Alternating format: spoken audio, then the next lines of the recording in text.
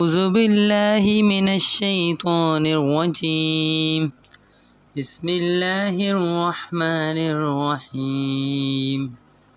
اللهم إنا نستعينك ونستغفرك ونؤمن بك ونتوكل عليك ونثني عليك الخير ونشكرك ولا نكفرك ونخلع ونترك من يفجرك.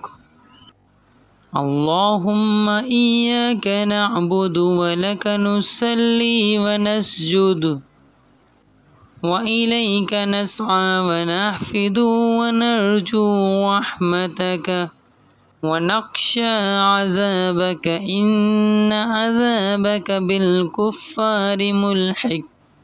صدق الله العظيم.